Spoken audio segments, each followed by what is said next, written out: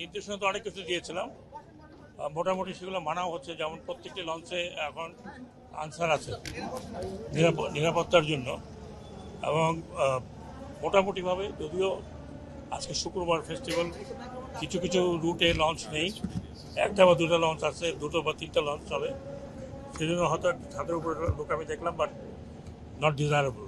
তারপরেও মানবিক কারণে সবাই বলছে যে লঞ্চগুলো ছেড়ে দিতে। দু একটা লঞ্চ আমি দেখলাম যে একেবারে কবুতরের খোপের মধ্যে ঢুকেছে, একটাকে ফাইন করতে বললাম, করেছে কেন জানি না, করেছে। যদি করে, আগামীতে আশা করি আগামীকাল থেকে আরেকটু ডিসিপ্লিন হবে। এবং রাস্তায় যা দেখলাম, আমি ওটুকু বলতে পারি যে অতীতের থেকে অনেক বেটার। যদিও আমি স্যাটিসফাইড না, আরও ভালো হওয়া উচিত।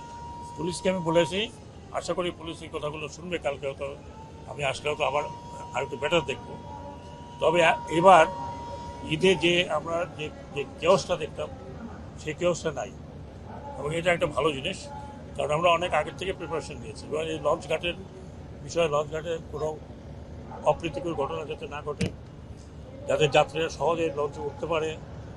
এখানে তো আগে দেখতাম যে সব হকাররা থাকতো, হাঁটা যেত না, রাস্তাঘাটে হকাররা অর্ধেক ধরে রাখছে। সেগুলো তো আমি আসবো বলে উঠে ফেলছে। আমি পুলিশকে নির্দেশনা দিয়েছি যাতে কালকে সকাল থেকে তৎপর থাকে এখানে। আমি আমাদের স্বরাষ্ট্র উপদেষ্টাকে অনুরোধ করেছি যাতে আরও কিছু অফিসার, আরও কিছু পুলিশকে লাইন দেয়। কারণ অন্যান্য রাস্তা তো ভালোই আছে, এবার যে অন্যান্য রাস্তাগুলো ভালোই আছে, লঞ্চ ঘাটে একটু ভিড় বেশি থাকে।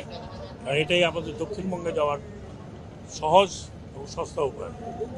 তো সব দিক থেকে আমি মনে করি আমি স্যাটিসফাইড। এর চাইতে বেটার হতো বাংলাদেশে করা খুব ডিফিকাল্ট, চেষ্টা করবো যাতে এর চাইতে বেটার হয়। সবচেয়ে বড় সমস্যা হচ্ছে যে দক্ষিণের যে সিটি কর্পোরেশন আছে, তারা কোনো উদ্যোগ নেয়নি এই রাস্তাটাকে অন্তত যাতে চলাচলের উপযোগী করে। এখন নতুন সিটি কর্পোরেশনের দেখলাম যে নতুন মেয়র আসবে। যদি সেই মেয়র আসে ইয়াং এবং এনার্জেটিক, আমি সেই মেয়রের উদ্দেশ্যে বলছি যে এই জায়গাটা কি চিন্তা করতে হবে যে উপর দিয়ে আমরা ফুটপাতের মতো করে দেবো কিনা, যাতে ওই রিক্সা এক জায়গায় এসে সেখান থেকে লোকজন তো হেঁটে আসতে পারে। এখানে হেঁটেও আসছে, হেঁটে আসতে পারে না, সেরকম কিছু করার জন্য। কারণ এটা যদি আমরা এটাকে চেঞ্জ করি এখানে সদরঘাট থেকে, এটা হিউজ ব্যাপার হবে।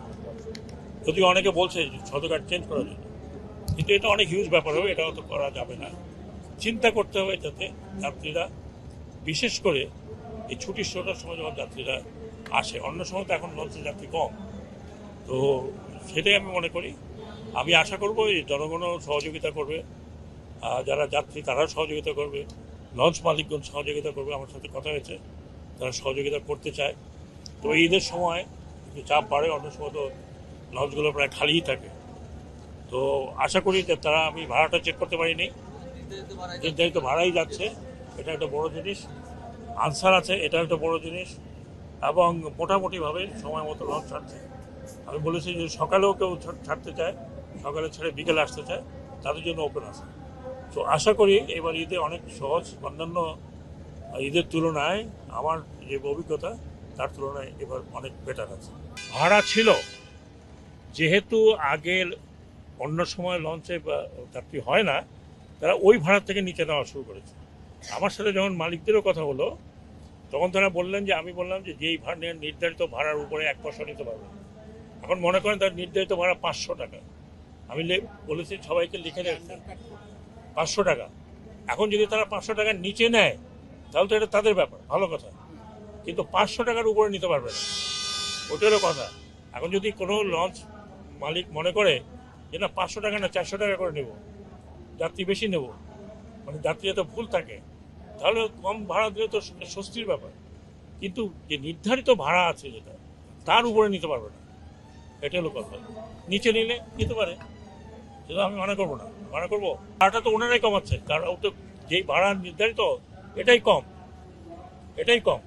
এর থেকে যদি কেউ কমায় তাহলে সে মালিক, সে লঞ্চের মালিক কমাবে। এবং গত যতদূর আমি জানি, বিআইডব্লিউটি এর চেয়ারম্যান যেটা বলছেন, গত 5 বছরের মধ্যে কোনো ভাড়া বাড়ানো হয়নি, এবং ভাড়া বাড়ানো যাবে না। এই কারণে লাস্ট 19 প্রায় 6 বছর, কারণ এখন লঞ্চে সাধারণত আগে যেরকম যাত্রী ছিল সেরকম যাত্রী হয় না, আজ লঞ্চ মালিকরা নিজেরাই তো ভাড়া কমাচ্ছে।